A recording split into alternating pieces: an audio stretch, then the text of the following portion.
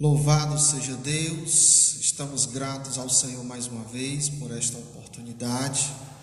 E agora começa a nossa escola bíblica dominical online aqui na congregação Shekinah. E desde já nós convidamos a todos a estar conosco para nos assistir. E desde já queremos agradecer a Deus pelos nossos irmãos que nos assistem e que desta feita estarão conosco também participando aí da nossa lição, que é considerada uma lição muito polêmica, né? Mas também, antes de nós iniciarmos, queremos parabenizar os nossos irmãos da nossa sede, que acabou de transmitir a EBD online. Foi uma bênção. O presbítero Luiz Carlos está de parabéns. Foi bem, a lição foi bem esmiuçada, e que Deus continue abençoando meus irmãos. Nós iremos começar fazendo uma oração, e desde já eu convido os irmãos a pegar a sua Bíblia, já que você não tem a revista da escola dominical, mas você tem a Bíblia Sagrada. Então nós iremos precisar da Bíblia, e você vai pegar a sua Bíblia e vai abrir no texto que daqui a pouco a gente vai citar para os irmãos. Eu quero fazer uma oração pela tua vida. Senhor nosso Deus e nosso Pai, em nome de Jesus, nós estamos gratos a Ti mais uma vez por estarmos na Tua presença. E nesta feita, Senhor, para aprender um pouco mais da Tua palavra. Que o Teu Espírito Santo possa abrir o nosso entendimento em nome de Jesus. Amém. Glória a Deus. Irmãos, o nosso tema é um tema que, se fosse presencial, realmente seria bem discutido. O tema é eleição e predestinação. Ele pertence à lição de número 3 da nossa revista. E para a gente compreender essa lição, é necessário definirmos o que é eleição, predestinação e presciência. Com a definição dessas três palavras e com o auxílio de alguns textos bíblicos, poderemos compreender esse tema que é tão polêmico. Porém, antes de entrarmos no tema propriamente dito, eu gostaria de falar um pouco a respeito desse tema extra-bíblia, né? Assim, aquilo que não está na Escritura, por exemplo, aquilo que os pais da igreja falaram, relataram. Nós sabemos que a predestinação e a eleição é uma doutrina bíblica. Paulo escreveu sobre ela, Pedro relatou algo sobre ela, João, no seu evangelho, ele nos trouxe a ideia de salvação, porém, uma ideia bem simples, mas Paulo, ele escreveu com mais profundidade.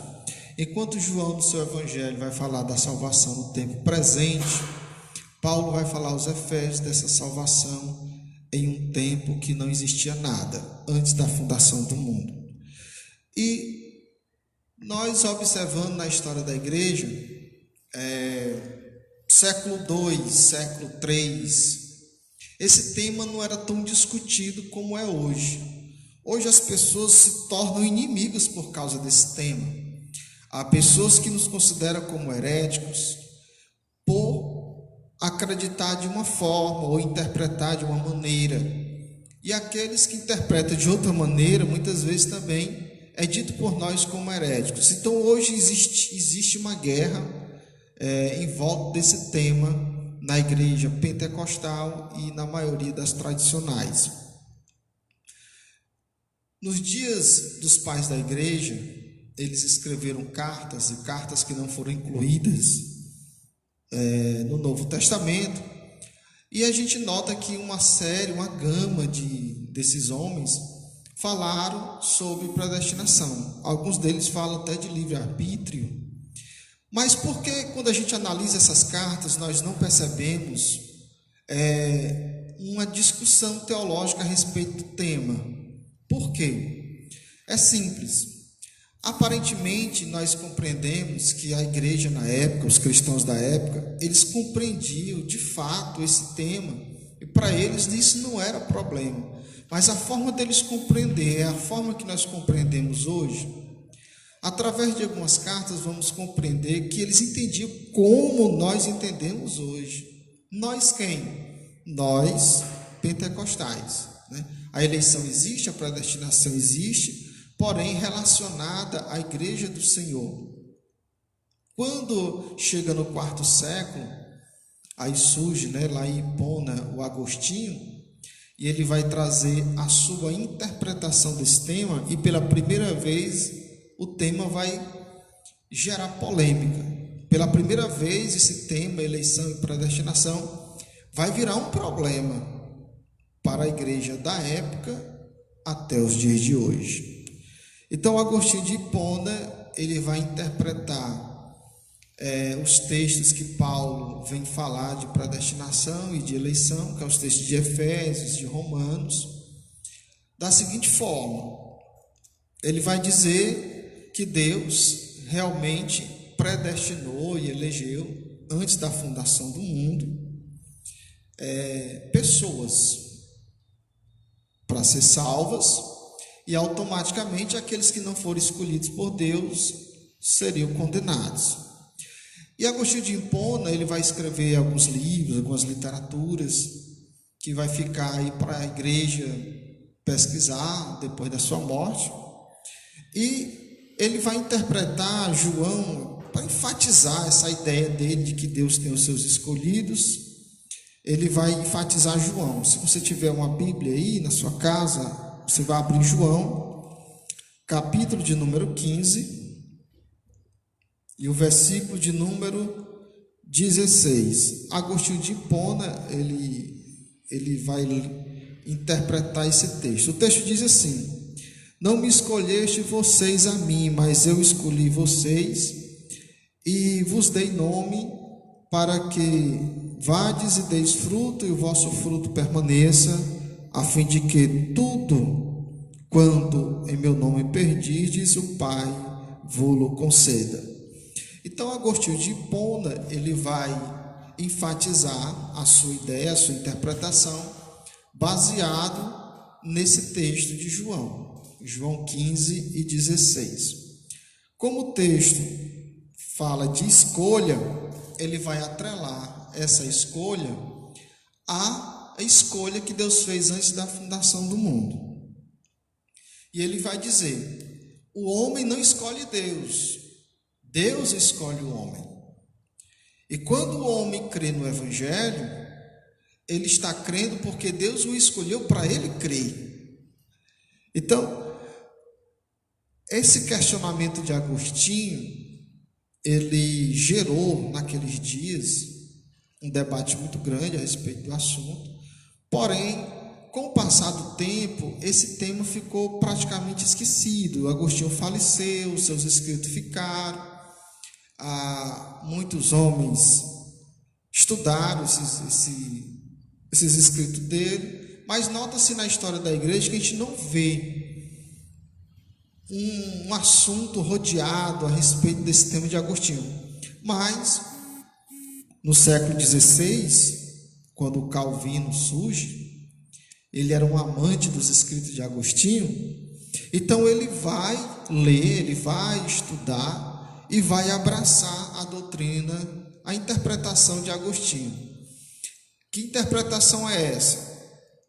É que Deus escolheu e predestinou automaticamente pessoas antes da fundação do mundo, sem critério nenhum. Simplesmente ele escolheu uns para a salvação e, consequentemente, aqueles que não foram escolhidos para a salvação, eles foram destinados à perdição eterna.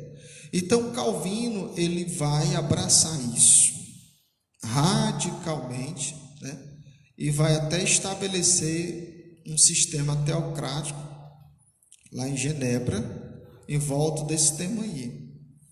E a partir de Calvino, vários grupos religiosos protestantes vão abraçar essa ideia e vão se tornar os famosos calvinistas. Então, quem são os calvinistas?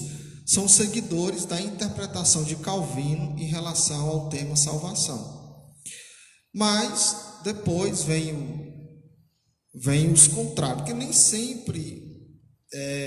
sempre todos abraçaram essa ideia, né? Vimos aí que no século XVI muitos irmãos abraçaram a ideia de Calvino, mas outros não. O Jacó Arminio, por exemplo, ele discordou, era um holandês, ele discordou dessa interpretação, né? E ele também tinha os seus seguidores, né? Hoje, praticamente, o mundo religioso evangélico, ele é dividido entre calvinistas e arminianos. Nós, da Assembleia de Deus, nós não se dizemos ser calvinistas, mas também nós não se dizemos ser arminianos. Em que sentido? Quando nós falamos que eu sou calvinista, eu estou dizendo que eu sou um seguidor de Calvino. Quando eu digo eu sou arminiano, eu estou dizendo que eu sou um seguidor de Armínio. E nós não seguimos a interpretação deles. Porém, a nossa interpretação é parecida ou quase que idêntica à interpretação de Jacó Arminio. Por isso que alguns vão nos chamar de arminianos. Porém, nós não somos literalmente arminianos. Nós não somos seguidores de um homem chamado Armínio. Porém, a nossa interpretação é quase idêntica à de Armínio. Por quê? Porque nós achamos mais viável a interpretação do livre-arbítrio do que da posição calvinista de que Deus é soberano e Ele escolhe quem quer e condena quem Ele quer, né? Então, vamos definir aqui, primeiramente, para a gente entender aí a lição, a palavra, 3 palavrinhas que eu acho de suma importância, né? Essas 3 palavras, ao entendê-las, vai ser possível a gente compreender a maior parte dessa lição. Primeira palavra é a presciência, segunda palavra, eleição, terceira palavra, predestinação. Então, o que é presciência? Como o nome já diz, presciência é um conhecimento antecipado de todas as coisas. Quem tem esse conhecimento? Deus, a Trindade. Eleição tem um sentido de escolha. Predestinação significa uma determinação anterior, ou determinar antes. A partir do momento que a gente já compreendeu essas 3 palavras, nós iremos fazer alguns questionamentos. Quando a eleição aconteceu? Ela aconteceu, Paulo vai dizer isso em Efésios capítulo 1, versículo 4 e 5, que ela aconteceu antes da fundação do mundo. É claro que automaticamente a predestinação também vai acontecer antes da fundação do mundo. Então vimos aí que essa doutrina, ela existe, ela é bíblica, ela está na Escritura. Paulo escreveu ela com mais profundidade, né? Ela está dentro da doutrina da salvação. Porém, há um outro questionamento. O que Deus utilizou para eleger e predestinar? Bom, quem vai responder isso é o apóstolo Pedro, na primeira carta, capítulo 1, versículo 2. Eu acho bom você aí pesquisar junto comigo. Primeira carta do apóstolo Pedro. Você pode folhear a sua Bíblia Sagrada aí, tá certo? Com calma, sem pressa. Capítulo de número 1, versículo 2 vai dizer assim: eleitos segundo a presciência de Deus, em santificação para obediência. Louvado seja Deus. Então, o que é que nós entendemos aqui? Nós compreendemos que a eleição e, consequentemente, a predestinação, elas irão acontecer ou aconteceu segundo a presciência de Deus. E o que é que nós entendemos como presciência? É um conhecimento antecipado que Deus tem de todas as coisas. O que isto significa? Bom, se ele elegeu e predestinou segundo a sua presciência, então ele viu alguma coisa. O que foi que ele viu? Bom, com certeza ele viu o futuro. Ele viu o futuro que ainda não existia de fato, mas existia na sua mente. Todas as coisas, elas são presentes na mente de Deus. Na realidade, para Deus não existe passado e nem futuro, tudo é presente para Ele. Os 3 períodos de tempo, passado, presente e futuro, só pertencem a nós. Para Deus tudo isso é presente. Então Deus estava vendo o futuro, Cristo vindo, Cristo morrendo, Cristo ressuscitando, o Evangelho sendo anunciado e o povo se convertendo. Ele viu quem perseverou até o fim, quem não perseverou. Ele viu aqueles que nunca creram no Evangelho, por dureza de coração mesmo. Ele viu tudo isso. Então, aqueles que creram em Cristo, permaneceram em Cristo até o fim, ele chamou de igreja, e esses ele elegeu e predestinou. Então, no gráfico do projeto de salvação de Deus, primeiro vem a presciência, depois a eleição e em seguida a predestinação, né? Aqui a gente vai se diferenciar do grupo calvinista, certo? Eles não creem dessa forma.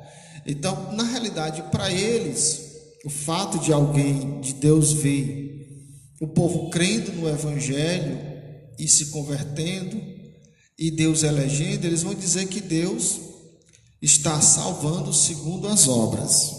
Seria uma salvação meritória, né? Só que é o seguinte, a Escritura nos diz, né, no livro de Efésios, Paulo vai dizer isso, que a salvação é pela graça, certo?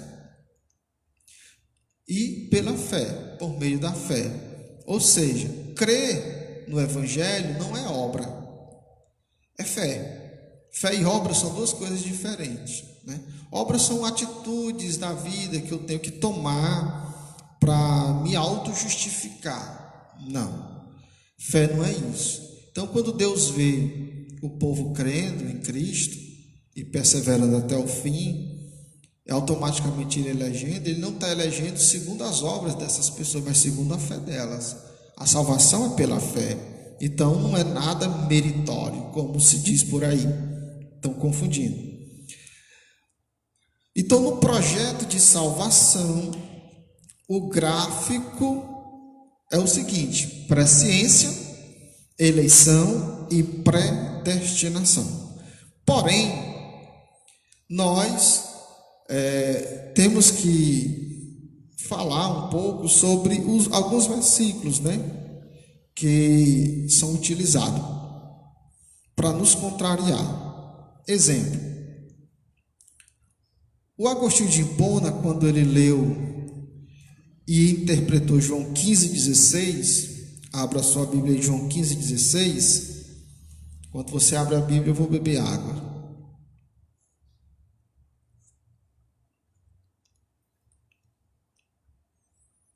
Quando ele leu 15,16 de João e colocou o verbo escolher no tempo da eternidade, de acordo com Efésios 1 e 4, que diz que Deus nos escolheu antes da fundação do mundo, ele cometeu um erro teológico. Por quê? E Calvino ele vai seguir esse erro teológico. É simples.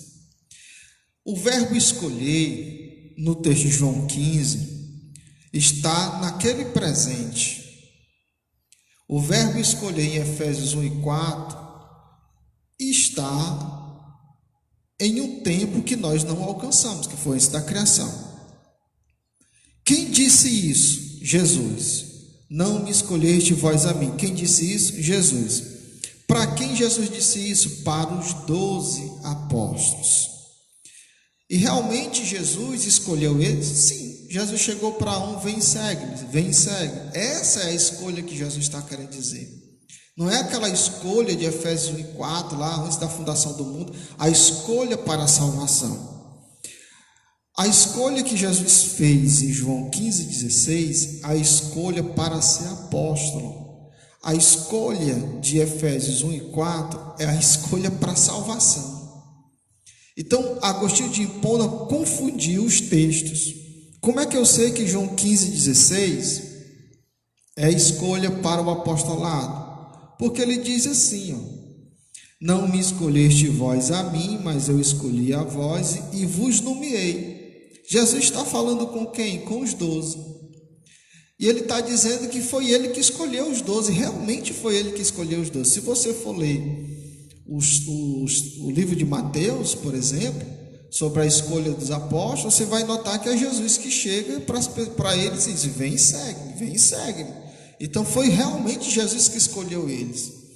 E os nomeou. Qual foi o nome que Jesus deu a eles? De apóstolo. Então não posso associar esse texto ao texto de Efésios 1 e 4 para enfatizar que Deus tem os seus preferidos para ir para o céu. De forma nenhuma. O texto está totalmente descontextualizado. E é importante que o povo compreenda isso. Outro texto também que é usado para afirmar que Deus escolheu mesmo alguns para a salvação sem critério nenhum, né? É de Jeremias. Abra sua Bíblia em Jeremias. A chamada do profeta Jeremias, né? Está lá nos seus primeiros capítulos. É importante que os irmãos foliem a sua Bíblia, tá certo? A gente vai utilizar pouco a revista, porque ela já foi bem esclarecida, o tema aí pela nossa sede, né? Os irmãos estão de parabéns por isso.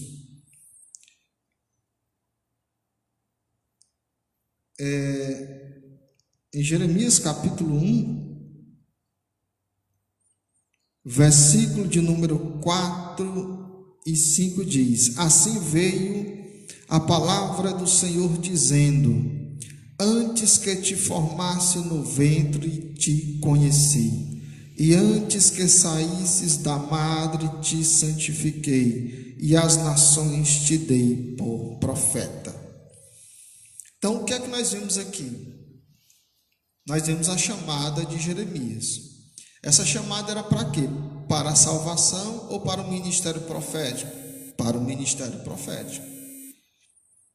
O texto nos diz, no versículo de número 5, que Deus o já conhecia antes de ele ser formado no ventre da mãe dele. O que é isso? É a presciência. Ou que a gente também pode chamar de onisciência. Depois que ele diz que o viu, o conheceu sem que mesmo ele existisse, ele o santificou. E depois ele disse: as nações te dei por profeta. Então a escolha de Deus aqui é para o ministério profético. Eu não posso associar essa escolha aqui a Efésios capítulo 1, versículo 4 e 5, a escolha para a salvação. Amém? Eu gostaria de ficar mais ou menos nesses dois textos, só para os irmãos terem uma ideia. É claro que existe uma infinidade de textos que são utilizadas hoje para apoiar o calvinismo, né? Mas é o seguinte: qual é o critério, segundo a teologia de Agostinho, para Deus eleger e predestinar? O critério é a sua própria soberania. A ideia que Agostinho de Hipona vai transmitir é que Deus, por ser soberano, Ele escolhe quem Ele quer para a salvação e condena quem Ele quer, sem nenhum critério, certo? Essa ideia o Calvino abraçou, lançou para o mundo, e hoje praticamente quase todas as denominações protestantes evangélicas tradicionais aderiram, essa doutrina. As igrejas pentecostais não creem dessa forma. E como nós somos a maioria no mundo, então existem mais não calvinistas do que calvinistas. Mas eu gostaria de enfatizar algo para os irmãos bem interessante também. Essa ideia de Calvino, que não é de Calvino, é de Agostinho, a gente pode fazer o seguinte questionamento, baseado no livro dos Salmos. Pegue a sua Bíblia, abra no livro dos Salmos. Livro dos Salmos. É quase no meio da Bíblia, fica depois do livro de Jó. Eu acredito que seja o Salmo 46.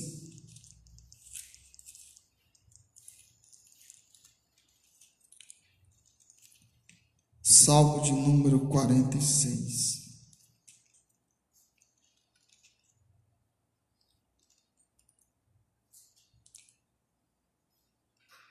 Salmo 45.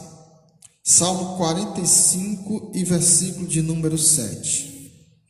Diz assim: Tu amas a justiça e odeia a impiedade. Baseado nesse texto, nós compreendemos que Deus é um amante da justiça. E quando Agostinho de Hipona, ele interpretou que Deus elegeu e escolheu, usando o seu único critério, a sua própria soberania, escolhendo uns e condenando a maioria, nós fazemos a seguinte pergunta, baseado em Salmo 45, versículo 7. Onde é que está a justiça de Deus aí? Como Deus pode ser um amante da justiça e utilizar-se dessa forma para salvar uns, que no caso seria a minoria, e condenar a maioria da humanidade? Teria a justiça de Deus aí? Não. Então, nós compreendemos que Agostinho de Hipona, ele errou na sua interpretação sobre a eleição e a predestinação. É fato que não é um tema fácil de interpretar, isso aí é fato, e também de compreender, mas o simples fato de ser um tema de difícil compreensão não nos dá autoridade para interpretar ele colocando Deus numa situação difícil. Por quê? Porque quando se interpreta dessa forma, que Deus simplesmente utilizou a sua soberania, passando por cima da sua justiça, passando por cima de tudo, nós compreendemos que Deus não é Deus, é uma espécie de monstro. Essa é a ideia que Agostinho de Hipona transmitiu, e é o que o calvinismo expõe hoje. Por mais que as pessoas tentem aliviar, mas o calvinismo, na realidade, ele transmite essa ideia de Deus, de um Deus injusto. E Deus não é injusto, Deus ama a justiça. Então, por isso que hoje nós entendemos que a melhor interpretação do texto é que Deus, através da sua presciência, ele viu os salvos, ele viu as pessoas em Cristo Jesus. A essas pessoas ele chamou de igreja, essas pessoas ele resolveu eleger e destinar ao reino, ou predestinar ao céu. E isso não é mérito, porque fé não é algo meritório. Segundo o relato aqui de Paulo, aqui em Efésios capítulo 1, versículo 4 e 5, agora ele vai descrever um pouco mais a respeito disso, né, sobre a vida do eleito, que isso vai contrariar até muitos calvinistas. Efésios capítulo 1, versículo 4 e 5, abra sua Bíblia aí se você tiver uma. Efésios capítulo 1, versículo 4 e 5 diz: como também nos elegeu nele quem? Jesus, antes da fundação do mundo. E ele vai dizer o propósito: para que fôssemos santos e irrepreensíveis diante dele em amor, e nos predestinou para filhos de adoção por Jesus Cristo. Para quem Paulo escreveu essa carta? Ele escreveu para a igreja. Se ele escreveu para a igreja, e a igreja é constituída de eleitos, e os eleitos são aqueles que creram em Jesus e permanecem até o fim, então não podemos dizer que Deus escolheu individualmente pessoas, ele escolheu um grupo, né? Essa é a nossa interpretação que consideramos mais correta. Agora, analisa comigo, o que é que o texto diz? O texto diz o propósito: para que fôssemos santos e irrepreensíveis. O que é santidade? O que é ser irrepreensíveis? Santidade é separação daquilo que é errado não aos olhos do mundo, mas errado aos olhos de Deus. Aquilo que Deus considera impuro, imundo, pecado, e a gente se ausenta disso, se separa disso, somos considerados santos por isso. Irrepreensível, porque alguém olha para você e não vê o que apontar, não vê você uma pessoa adúltera, prostituta, fofoqueiro, e etc, etc. Então, se alguém olha para a igreja, que são os crentes fiéis, e não vê o que apontar, é porque são irrepreensíveis. E aqui eu quero até salientar para os irmãos que a igreja que Jesus vem buscar é uma igreja de santos, é uma igreja de pessoas irrepreensíveis, em que as pessoas não olham para você e vivem te apontando. Se alguém te aponta, alguns é calúnia realmente, mas em outros fatos não. É algo de errado que alguém está fazendo. Então a pessoa, e é claro que nós estamos também num processo, né? A gente não está 100%, mas aquele que está em Cristo, ele sempre vai superando, né, os seus problemas do dia a dia, as suas práticas errôneas do dia a dia. Ele pode até cair, mas se levanta, né? Ele pode até dar uma deslizada, mas se ele tem o desejo mesmo de estar em Cristo Jesus, ele vai se corrigir, né? Então, isso aí é o processo já de salvação. E eu gostaria também de salientar essa questão da santificação, primeiro aos Tessalonicenses. Então, os eleitos, eles foram escolhidos em Cristo antes da fundação do mundo. Para quê? Para ser santos, né? E o que é ser santo? É ser separado daquilo que é considerado pecado aos olhos de Deus, e não os nossos olhos. E vamos agora mexer com algumas pessoas. Vamos mexer com algumas pessoas agora. Primeiro aos Tessalonicenses, capítulo de número 5, versículo de número 22 e 23. Diz assim o texto: abstende-vos de toda aparência do mal, e o mesmo Deus de paz vos santifique em tudo, e todo o vosso espírito, alma e corpo sejam plenamente conservados e irrepreensíveis para a vinda de nosso Senhor Jesus Cristo. Amém. Preste bem atenção. Estamos falando sobre eleição e predestinação. Entendemos o que é eleição, predestinação e presciência.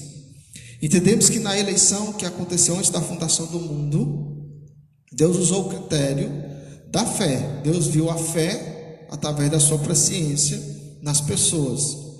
Então essas pessoas ele elegeu com um propósito, para que elas fossem santos. Santidade é a separação do que é pecado.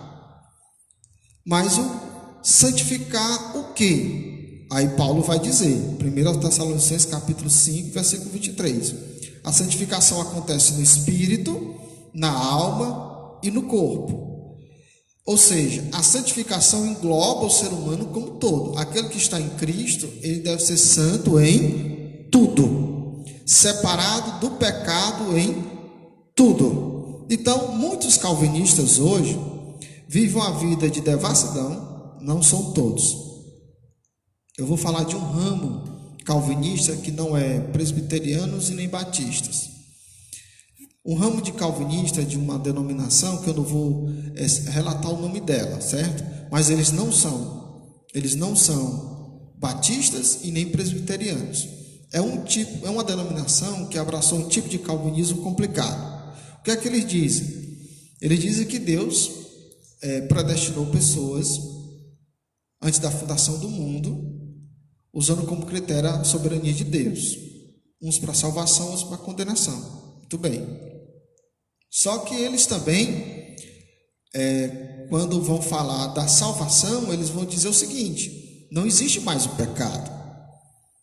O pecado Jesus levou. Quando Cristo veio salvar, ele veio concretizar aquele plano de salvação de Efésios capítulo 1, versículo 4 e 5. Então ele levou daqueles que estão em Cristo todo o pecado. Logo essas pessoas não pecam mais.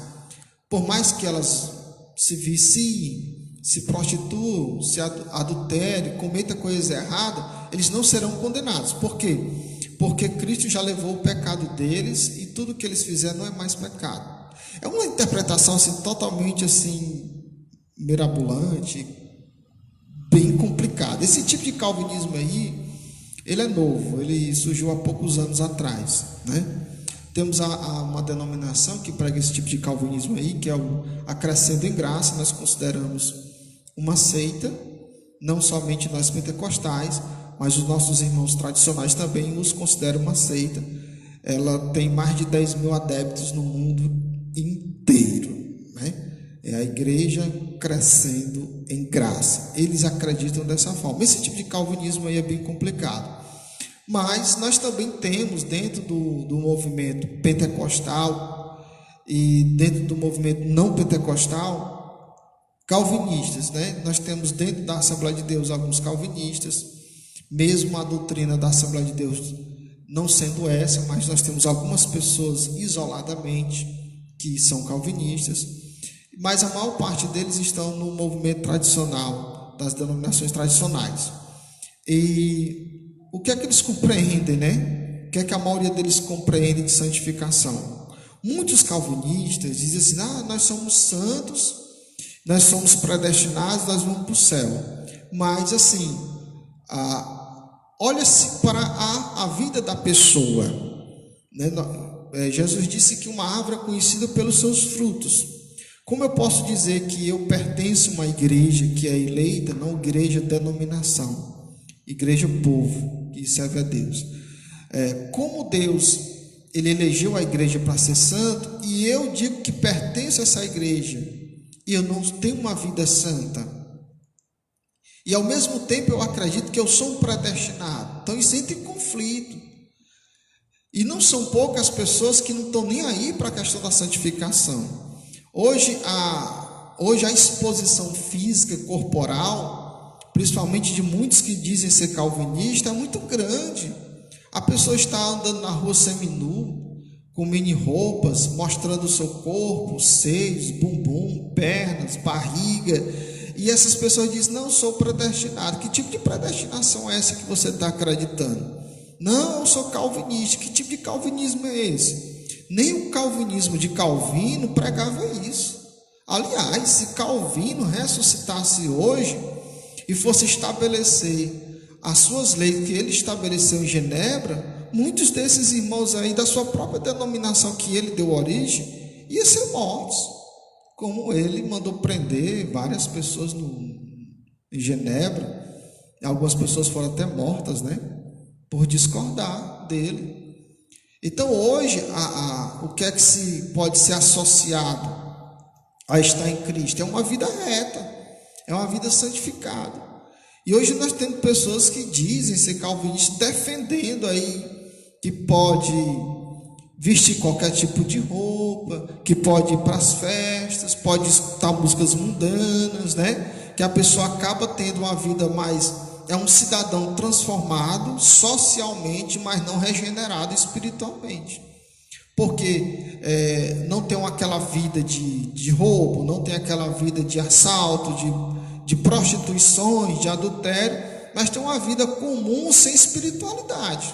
É como se fosse uma pessoa comum, um cidadão comum, que não tivesse religião nenhuma, mas não fosse viciado em nada, tivesse a sua esposa, mas também não era adorador, não louva a Deus, não glorifica a Deus, não adora a Deus, é apenas um leitor de um livro sagrado, um frequentador de uma religião, mas não tem essência, não tem espiritualidade, age comum e natural com as coisas, não tem a essência do Evangelho. A santificação, ela abraça o salvo como um todo. Aí nós temos no meio neopentecostal, que não são calvinistas, que diz: o que importa é o coração. Isso dá a entender que a pessoa pode viver de qualquer forma, através do corpo, se o seu coração não te condena, se o teu coração te está trazendo paz consigo mesmo, então não tem nenhum problema.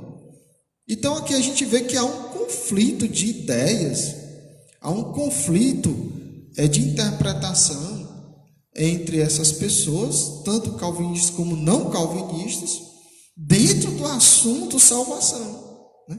A salvação, realmente, ela foi destinada àqueles que creem em Jesus.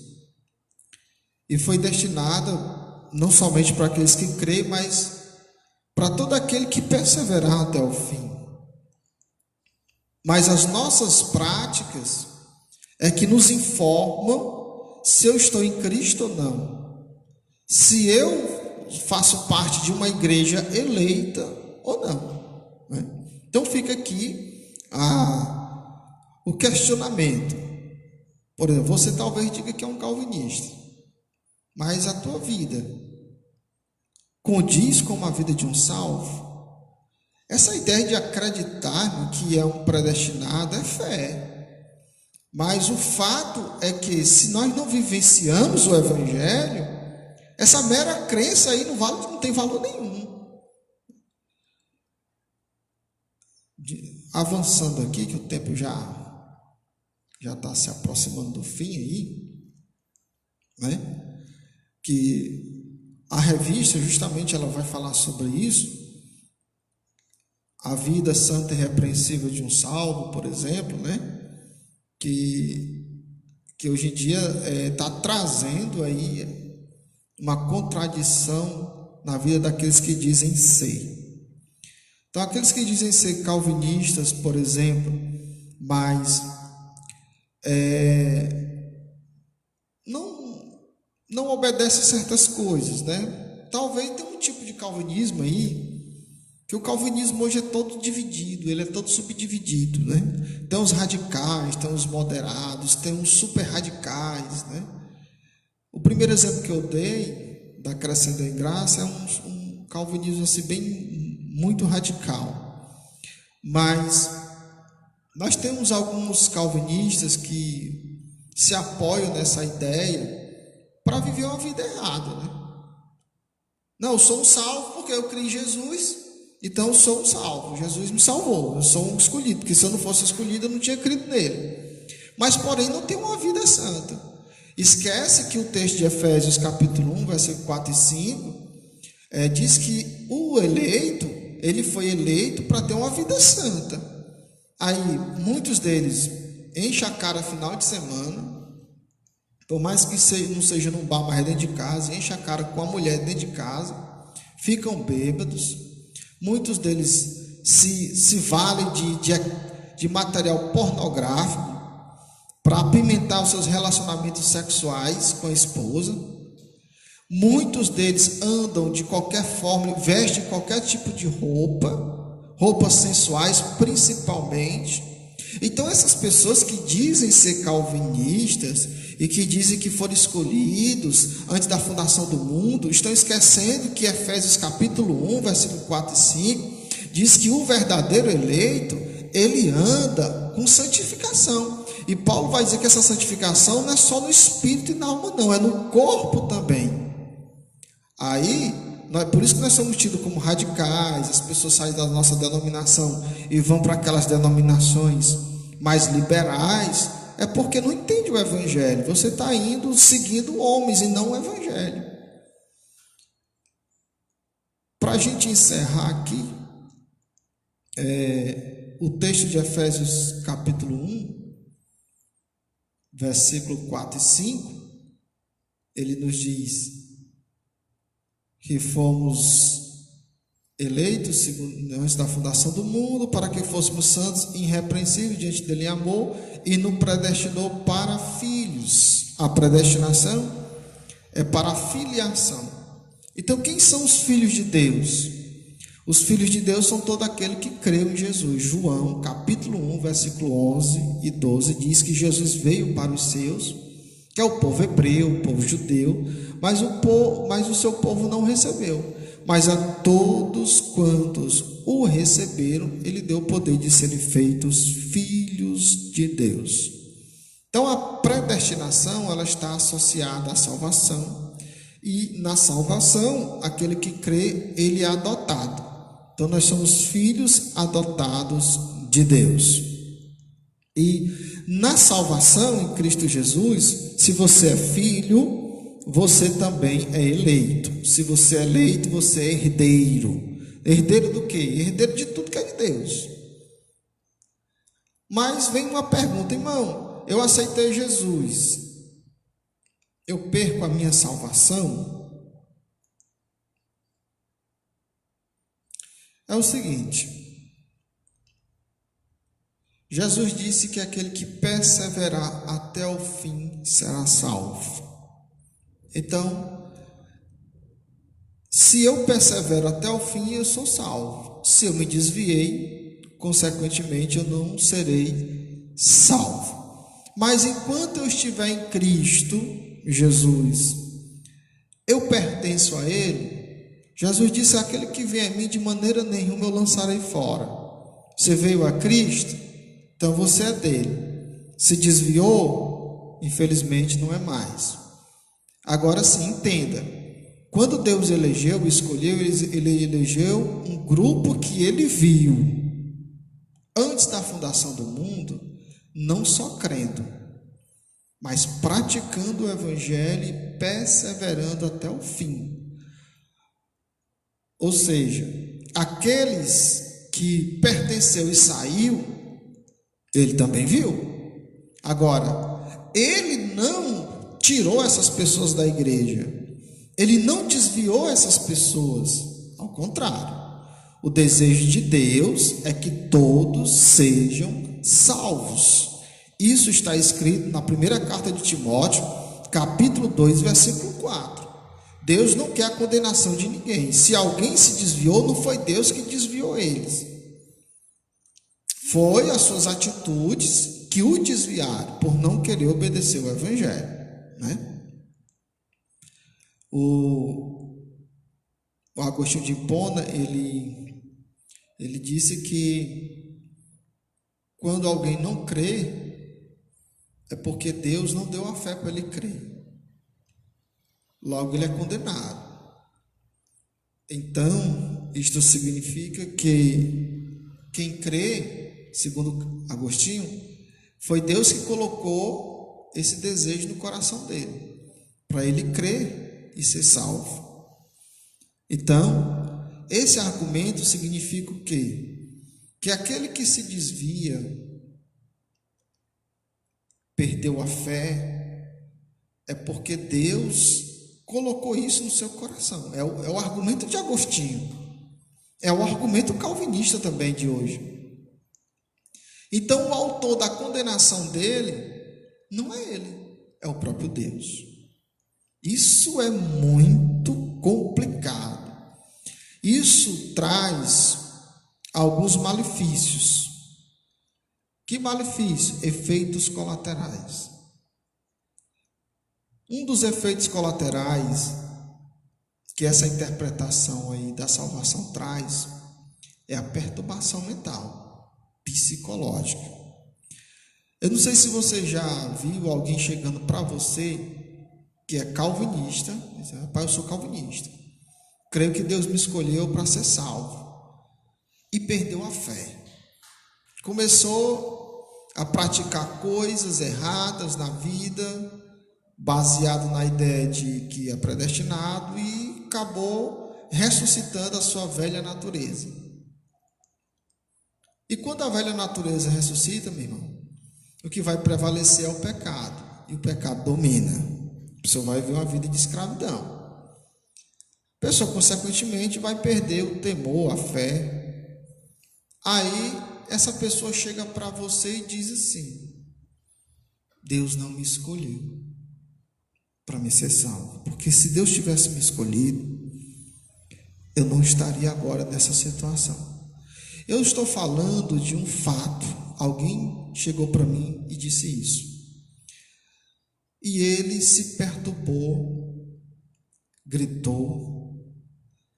Essa pessoa entrou em pânico e disse assim para mim com essas palavras: Deus não me predestinou a ser salvo, porque eu perdi a fé. Se eu perdi, foi Ele que colocou isso no meu coração, o desejo de não servir, porque Ele não me quis para ser salvo. Irmão, isso é muito perverso.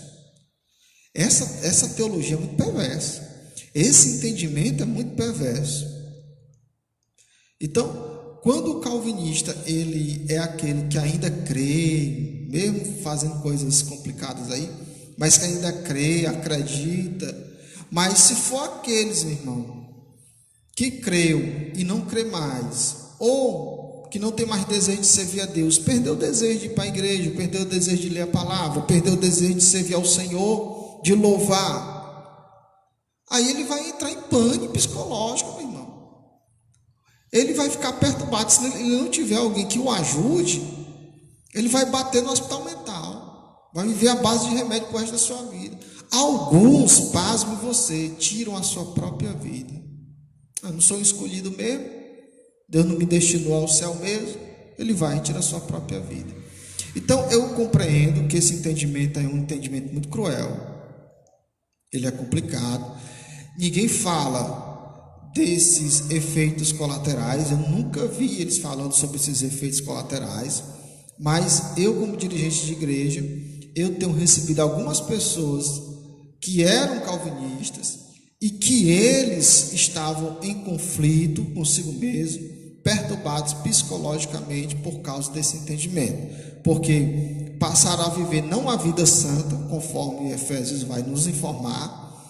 A sua velha natureza ressuscitou, consequentemente caem em pecado, são dominados pelo pecado e perdem o desejo de servir a Deus. Então, no entendimento nosso, ele foi uma pessoa que não vigiou e caiu, e o pecado está dominando. No entendimento calvinista, é porque ele não foi escolhido por Deus, logo Deus colocou no seu coração o desejo de não servir, porque Deus não o escolheu, e logo ele é um destinado ao inferno. Então, analisa comigo, preste bem atenção nessas duas ideias. Qual é a pior, meu irmão? Qual é a mais prejudicial? Então, eu entendo que a nossa não traz prejuízo nenhum, ao contrário, só benefício. Mas é importante você compreender nessa lição de hoje o seguinte, para a gente encerrar. Primeiro, Deus elegeu a igreja. E todo aquele que pertence à igreja individualmente, não à igreja, é membro da igreja, ele pode se desviar, mas a igreja nunca se desvia. O grupo santo nunca se desvia. Vamos supor que o grupo tenha 100 pessoas, a igreja seja composta de 100 pessoas. Se desviou um não é a igreja permanece. As 99 pessoas permanecem. Desvia outro, 98 pessoas permanecem. A igreja sempre vai ser um conjunto de pessoas, e ela nunca se desvia. Ela anda em santidade e ela é irrepreensível. Se eu sou membro dessa igreja, não estou falando de denominação. Se eu sou membro dessa igreja, então eu ando conforme o Evangelho. A partir do momento que eu não ando conforme o Evangelho, eu não ando em santidade, por exemplo, porque a igreja é santa, a igreja é irrepreensível. Então eu sou uma pessoa que estou no meio, mas não pertenço ao meio. Eu não pertenço à igreja, mesmo estando no meio. E eu preciso compreender que para mim pertencer à igreja eleita, à igreja predestinada, eu preciso andar conforme o Evangelho de Jesus. E não seguir meramente um entendimento de alguém lá do século V depois de Cristo, né? Eu vou só ler aqui a conclusão e eu vou encerrar para que você compreenda. Cristo morreu por todos e por cada um dos pecadores, desde a eternidade, segundo a sua presciência. Em Cristo, Deus elegeu e predestinou os que creriam e perseverariam na fé, a viver em santidade, receber a filiação divina e a desfrutar de todas as bênçãos espirituais divinamente estipuladas. Então, que Deus te abençoe. Espero que você tenha compreendido o que é ser eleito, o que é predestinação, e que você tenha compreendido um pouco mais do que é calvinismo. Eu quero fazer uma oração pela tua vida, em nome de Jesus. E hoje à noite é Santa Ceia. Cada familiar, cada membro da igreja, batizado em águas, vai se reunir com a sua família em casa, vai assistir o nosso culto oficial da sede de Santa Ceia, e você vai comprar aí o suco de uva, o seu pão, e vai cultuar a Deus em casa, assistindo a programação da sede. E quando o pastor Moacir ordenar a ceia, todos nós iremos cear juntos, tá certo? Vamos orar. Senhor nosso Deus e nosso Pai, nós te agradecemos em nome de Jesus por esse momento. Abençoa os meus irmãos e eu te peço uma bênção especial também, Senhor, para com aqueles que estão enfermos, doentes, acamados, cheios de dores, cheios de problemas. Possa aliviar, Senhor, repreender as enfermidades, possa arrancar as dores, ó Pai, e Tu venha nos conservar na Tua presença, em nome de Jesus. Que Deus te abençoe e a paz do Senhor.